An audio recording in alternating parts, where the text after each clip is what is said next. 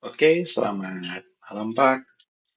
Perkenalkan, nama saya Nixon Alberto Situngkir dengan NIM 23115660. Nah, di sini saya akan menjelaskan dari eh, studi kasus Smart Office. Nah, di sini kita diberi studi kasus Smart Office yang dimana tujuannya itu kita akan menghasilkan output-output berupa kurang lebih seperti ini.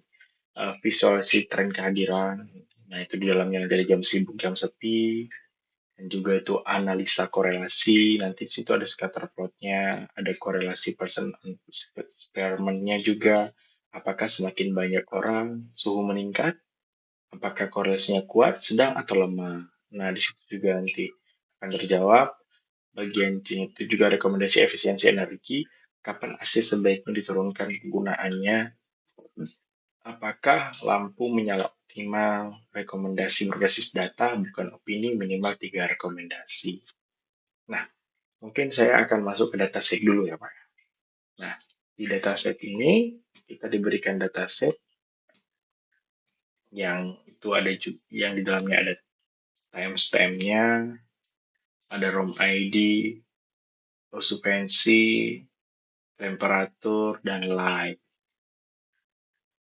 Nah, di sini juga sangat lengkap ya. Di dalamnya ini tanggalnya itu lengkap, ada 3 hari kayaknya nih. Tanggal 1, tanggal 2, tanggal 3.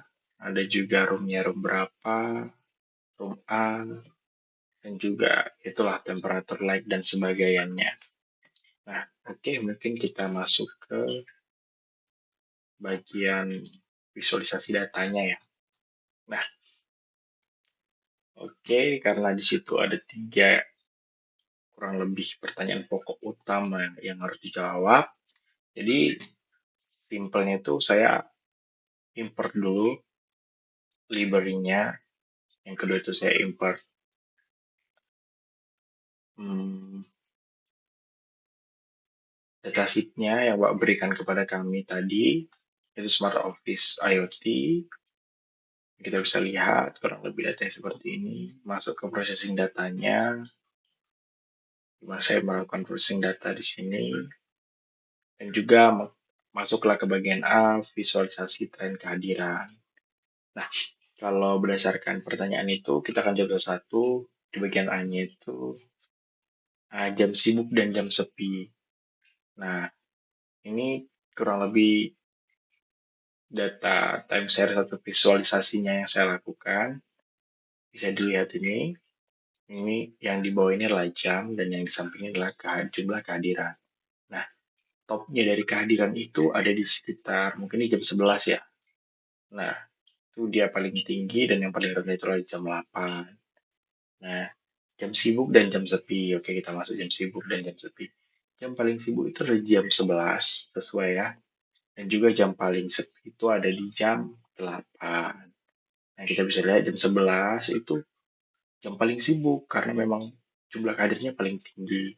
Dan jam paling sepi itu jam 8 karena memang jumlah kehadirannya masih sangat rendah. Nah, kita masuk ke bagian B, analisa korelasi okupansi dan temperatur. Nah, di ini kita buat scatter plotnya. Saya akan jelaskan scatter plotnya. Okupansi itu jumlah orang, temperatur itu mewakilkan derajat Celcius. Kita bisa lihat hubungan okupansi terhadap temperatur. Nah, semakin tinggi okupansinya, semakin tinggilah temperaturnya. Nah, pertanyaannya selanjutnya korelasi person on experiment. Nah, bisa kita lihat korelasi person on experiment-nya. Di korelasi personnya itu ada di 0,604 dan korelasi spermanya itu di 0,597. Nah, ada juga pertanyaan berikutnya itu ditanyakan jelas bukan. Apakah semakin banyak orang suhu meningkat?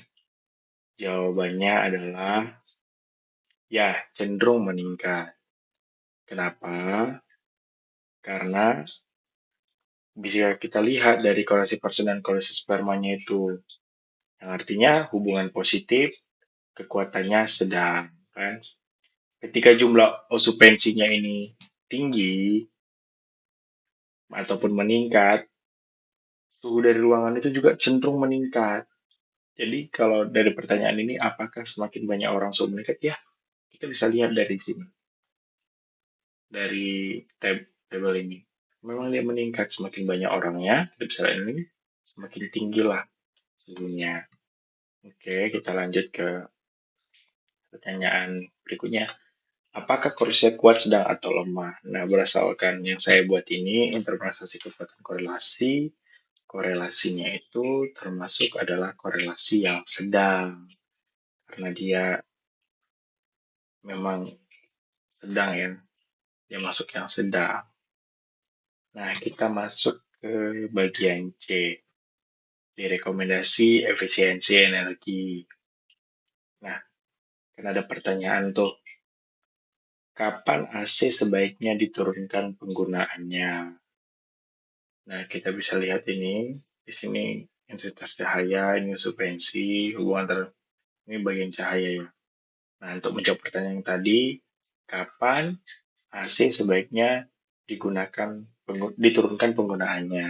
Nah, berdasarkan uh, visualisasi data yang saya lakukan, itu diturunkan di jam 8 sampai jam 14. Kenapa? Karena okupansinya ini masih rendah, gitu. Sedangkan di jam 15 sampai 17 ini okupansinya tinggi. Jadi saat jam 8 sampai jam 14 ini, itu kita bisa turunkan karena memang okupansinya rendah. Sedangkan di 15 dan sampai 17, itu memang harus ditingkatkan. Ataupun bertahan lah setidaknya. Karena memang okupansinya tinggi. Oke, kita masuk ke pertanyaan berikutnya. Apakah lampu menyala optimal? Nah, belum optimal. Kenapa? Karena intensitas cahaya itu tetap tinggi, sekalipun okupansinya itu rendah. Sementara kan logikanya nggak gitu. Kalau okupansinya rendah, seharusnya intensitas cahaya juga rendah. Nah, jadi belum. Nah, kita masuk ke rekomendasi. Rekomendasi berbasis data, bukan opini. Minimal tiga rekomendasi. Nah, kalau dari saya pribadi, ada tiga rekomendasi. Yang pertama adalah penggunaan AC dapat dikurangi pada jam dengan okupansi terendah, yaitu jam 8. Yang kedua itu sistem AC sebaiknya menggunakan kontrol otomatis berbasis jumlah orang. Nah, itu memang sangat diperlukan ya. Dan yang terakhir, itu yang ketiga dan terakhir, lampu perlu dikontrol dengan sensor gerak karena intensitas cahaya tetap tinggi meski okupansinya rendah. Itu akan sangat membantu. Oke, sekian presentasi dari saya, Pak. Selalu berterus tungkir, saya ucapkan terima kasih.